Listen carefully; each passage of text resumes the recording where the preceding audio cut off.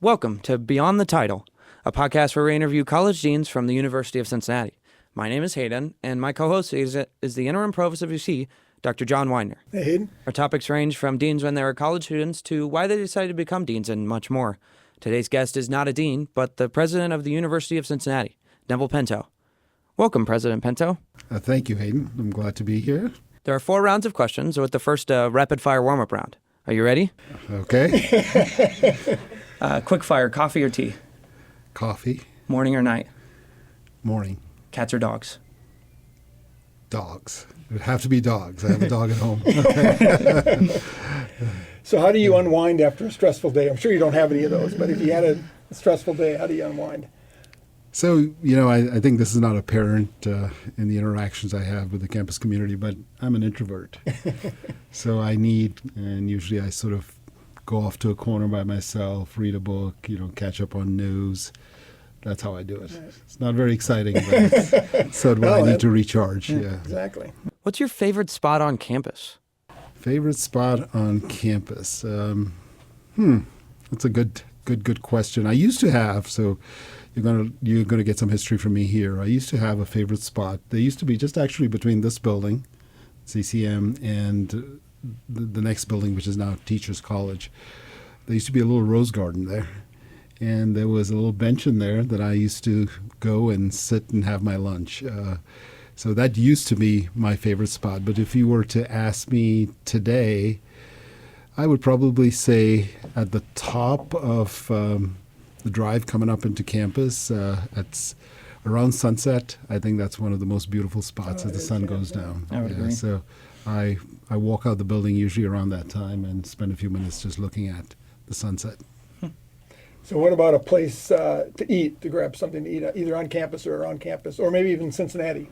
On campus or around campus. So I don't have an opportunity to eat very much around campus, but this semester actually I've done it a few times, and over the summer my wife and I explored a few restaurants here, but it's called the Cap City Grill, which was in the Solaire. Oh, they're closing now. Yes, they're closing. I've been there about really 4 times in too. the time it was open, and I love that grill.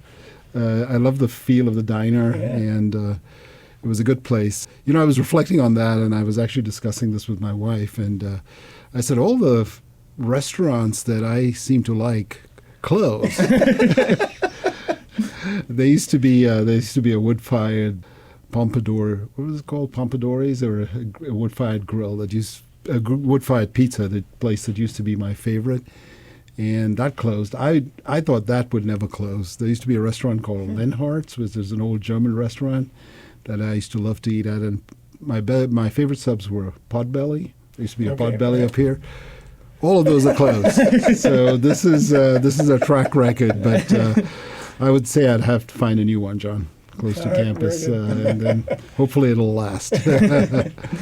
If you could describe the University of Cincinnati's personality in 3 words, what would they be? Vibrant, exciting, and impactful. I like those. Very nice.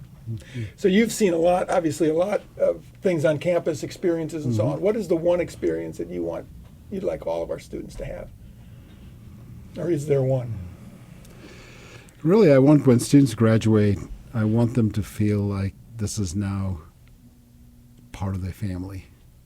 Being a Bearcat is going to be a lifelong experience for them. And that sense of one sense of family, that's what I want them to leave with. Now, certainly I want them to be well educated, that goes without saying, but it's really about community, building the network of friends that will last them their lifetimes. Yeah, that's what's so neat about university. Yeah. And that's, I think, when we're successful with that, we have successfully educated an individual. Why did you want to serve as the president for the University of Cincinnati? First of all, I enjoy the job. I feel I'm privileged to be the president. Hayden, I've had a long history with this university. I don't know if you know that, but I started here in 1985, 40 years ago, and really came here to be a teacher and researcher. This is a Carnegie Research One University, and I love that combination of trying to advance the boundaries of knowledge in my field and teaching students simultaneously. Never crossed my mind that I would ever end up being president. So I don't think I ever wanted to be president. I guess that's where I'm going with your question. I never wanted to be president. I would describe my career, and I think what I've seen with other academics who have truly enjoyed their careers and feel that they had really fulfilling opportunities on campus, those who just committed to what this place is about, which is about educating our students, doing the very best at everything you're assigned to do, giving sort of your everything to it, right?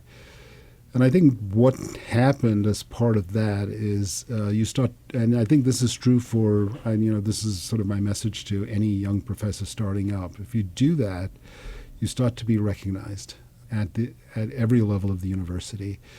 And progressively, sort of that's what happened to me. I never sought out, actually, including the president's position. I was recruited to the position. There's only one position that I actually sought out in my life, and that was for the short time that I left the University of Cincinnati and became a dean in engineering at another university. But it was every position that I have held at the University of Cincinnati, people asked me to serve in that position. So once I was in it, I recognized how fulfilling those positions were and really enjoyed them and really put my heart into each and every one of them. So it was never really a goal to be president, is what I'm trying to say. Well, now wind back the clock a little bit and Yeah. think about what were you like as a college student, and how does it maybe similar or different than what college students experience today? You're Can you asking think me. that? You're asking me to go back a long way, John. A long, long way. So that was almost 50 years ago, actually, when I started as a freshman. It was 50 years ago when I started as a freshman. I would say at its core, it's exactly the same, right? It's the sort of the environment is different in the sense that how you get to the endpoint is different. So, for example, we didn't have laptop computers. We didn't have even desktop computers when I started. In fact, my first year in engineering school, we used slide rules for calculations. There were no calculators. Calculators came in my sophomore year. So, but at its heart, it's exactly the same. It's a place where you transition from really childhood to adulthood. And you experience the world, a broader sort of swath of the world. As you get in there, you meet more people. They're more diverse. They're different. And that builds you as a person. And it's exactly what happens today, I hope. It's no different because ultimately human beings are at the core of the value of a university. And that hasn't changed. So to me, yeah, I think it's a lot easier to do your homework these days. It's a lot easier to do a research project. No comment on that. But fundamentally, I think the educational experience, the true value of the educational experience is almost identical. This may seem strange, but I well think said. it is, Yeah. yeah. What's a common misconception that you think students have about presidents? President is sort of unreachable, is aloof, doesn't really want to get involved in sort of the day-to-day of the student's life or the professor's life. I think that could not be further from the truth. I think if you are to be an effective leader in any organization, you have to know what is going on in the trenches. And you have to understand the organization you're responsible to lead. You have to understand it at the level at which it meets the people you're serving. So I would hope that, and that's one of the reasons I wanted to do this podcast. And I do a lot of these types of things because it brings me in contact with students like you, Hayden, and I start to see the university from different perspectives as it really exists, the real heart of this university. So you've had a long academic career, and so you've had impact on many students throughout the time. What have students taught you? What have you learned from them over the years? A whole lot. A whole lot. Yeah, I say that with great sincerity. When I've always thought about this, I don't have any formal training in leadership. I've never taken a management class. I've never taken any classes in leadership. And when I reflected on, how I learned to lead, whether it's effective or not, how I learned to lead, it's really through interactions with students. This seems really odd, but I would say for me, sort of the laboratory for learning leadership was my graduate student group. Is to start with that almost like a startup company where you're about, I would say, my first two graduate student, one was older than I was, and the second one was about a year younger than I was. And so, the three of us had basically a startup company. We had to start our research laboratory and sort of rolled up our sleeves and got to work on it. I saw what it meant to build out sort of an organization, which was, in that case, my research laboratory. And then as I progressively sort of built out the number of graduate students in my lab, this was over many years, I started to learn through them how to lead effectively. And I say I owe it to those students because that is almost the ideal environment in which to learn leadership, because you're all sort of pursuing the truth. You're dependent on each other for that truth, so everyone trusts everyone else to be doing their part. And you come together like a real team, right? And I was charged with leading that team. So that's how I learned sort of the fundamentals of leadership. And over the years, because I did that for some 25 years, over the years I met so many different types of people, and you get different chemistry as they put together and how to manage. Sometimes they don't get along, sometimes they're too friendly with each other, quite honestly, and they're not focused on their work. So it's all of that translated into sort of lessons for me as I progressively went through academic leadership. What advice would you have for UC students like myself or any of those on campus? Big question, I feel like. But I'll say this. I'll say always be curious. Always be curious about the world around you. Always be curious about people around you. And be empathetic. If you do those things, when you get to sort of my stage of life, I think you will feel good about how you have traveled through your life. So you had a long career at UC before you left for the University of Louisville, where you spent 5.5 years. But apparently, what drew you back? And we're very fortunate you came back. What drew you back to UC? The University of Louisville is very similar to the University of Cincinnati. I had a tremendous experience there. In fact, if I had not been privileged to have the leadership roles I did at the University of Louisville, I do not think I would be able to lead this institution. So it was the correct stepping stone for me. So I'm very grateful for the time I had there. But the place where you start your academic career always has a special place in your heart. And for me to come back to the University of Cincinnati, to a place that actually supported me and my family so incredibly for the first 25 years of my career, was truly an honor. And I wanted to come back here and make a difference. I felt I understood sort of the path of students to this university because I had taught many generations of students. And, at that stage, when I came back, it was actually timed very well with the children of my students were coming back to school, were now coming out of high school and coming into the university. So I was really at that point where I was starting to make sense of how this whole cycle works. And so to come back and continue to be a part of the development of these young people, now the next generation of these young people, was truly a privilege. So for me, it was, an amazing opportunity. As a student, you received your Bachelor's of Chemical Engineering at the Indian Institute of Technology at Delhi before going to Penn State for your master's degree and PhD in chemical engineering. What was the most valuable lesson you learned during that time, whether in the classroom or not, and how has it impacted you as a president? I think it was about how I interacted with my fellow students at that time and how I built relationships. Again, I'm moving away from the academic piece. My undergraduate institution was amazing in preparing me for the graduate work that I did at Penn State. So I'm grateful. It was a public university. I literally went there for free, and I believe I got one of the best educations that is possible. Penn State, another public university, I essentially went for free. I got a scholarship to go there and do my graduate work.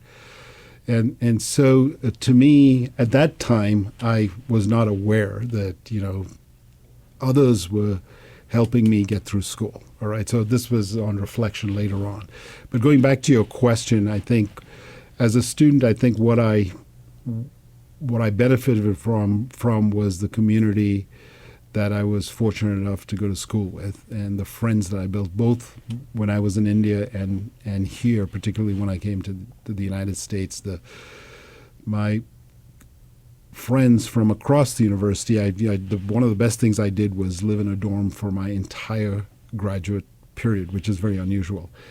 And I met a cross-section of Americans that actually acclimated me to this culture and helped me truly sort of enjoy what this country has to offer.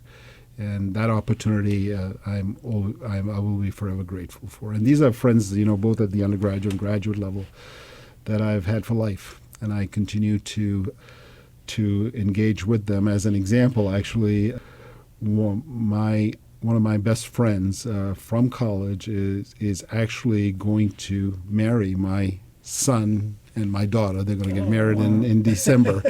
So that's the level of connection that you have, and through college. So, as you know, you're the first UC president to rise through the ranks while at UC and to become the president. Herman Schneider was the first to do that, inventor of co-op over 100 years ago. How does that legacy feel to you, and how has that influenced your presidency and your view of this position?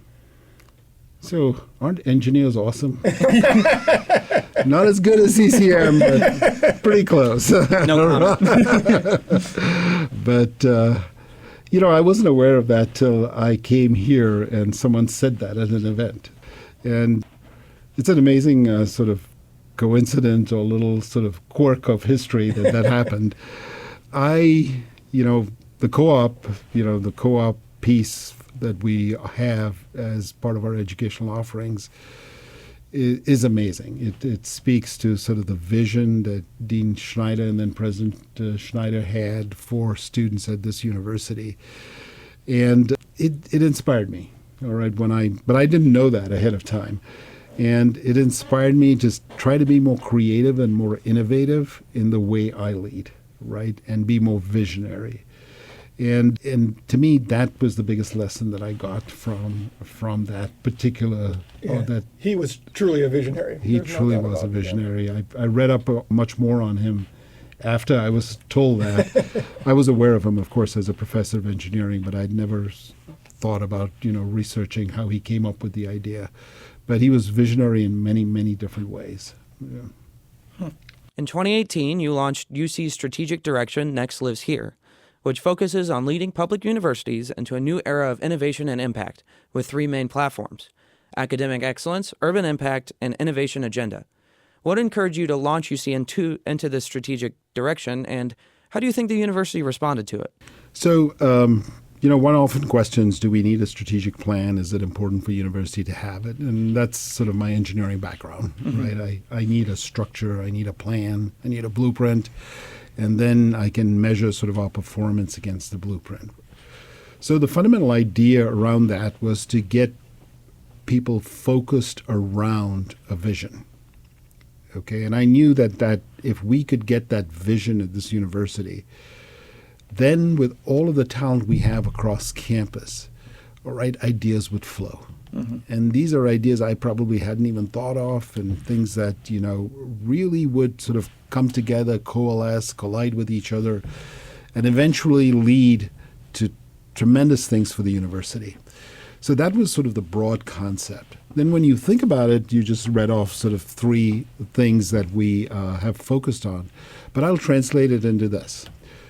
It's education, it's research and scholarship, and it's innovation. All right, those are the three pillars. So for me, any good, great university has to focus on those three things. So in itself, it's not novel. But the idea here is that we need to think about what's at the core of everything we do, and that's the student. It's people like you, Hayden. And that's what when we pick the name of this strategic direction, Next Lives Here, that was focused on the student. There's the next generation of leaders, the next generation of citizens, the next generation of practitioners are here on our campus today, and they are going to lead our society in the future. That's fundamentally the idea. So it's those three pillars, but the core idea is the student, right? So the idea was to provide a framework for people to think and focus on that student. And the vision was, if we are to prepare them, shouldn't we be thinking about the world in which they will lead? So this was about looking into the future, 30, 40, 50 years out. What is the world going to look like in that period? And are we preparing our students for that world? Right? And I won't get into all of the sort of logic behind it. But it's about being visionary again. Visionary in the sense that we are trying to look forward, ensure that, and certainly we will not be able to predict what the world's going to be like in 2050, but we've got to point in the right direction. And that's all that is about. And focus on our students. Thank you to the president of the University of Cincinnati, Neville Pinto, for coming to chat with us today. We hope you had a good time, and we look forward to seeing you around campus. We'd also like to thank Jillian as well as Bearcast Media for their support. Talk soon. All right. Thanks so much, Hayden. Thank you. Hayden. Thanks, President.